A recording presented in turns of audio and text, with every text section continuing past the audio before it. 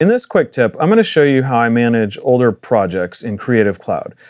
And I don't mean how I store them, I mean what happens when I need to go back to an old project that was created in a previous version. Now I'm going to show you this using Premiere Pro, but really this works for any Creative Cloud software. And frankly, for any software that has newer, more updated file formats with newer versions of that software.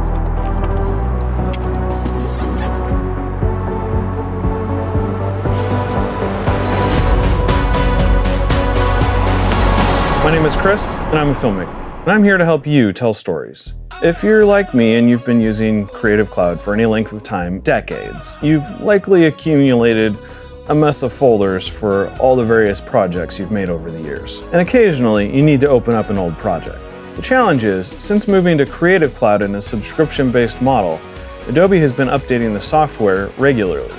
Now this is great because you get new features, but a lot of times these major updates also introduce changes to the file format as well. So when you want to open up an old project, say in Premiere Pro, you need to let Premiere update that file so you can actually view the project. So to manage this, I save the year at the end of the file name.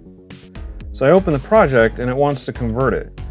So what I usually do is just add the year, and I can open up the original project in the future if needed. Now, if there's another major update in the same year, then I'll just add a -2 to the end of the file name or something. And if I've done this multiple times, say next year I open up this project and I add 2020 to the end, then I'll know whatever that most recent one is the most current version of that project. Now, generally when I'm doing this, I'm not making changes. This is just so I can go back, maybe get a few clips out of the project or import something into a future video. Maybe I'm flashing back to a previous one or something to that effect.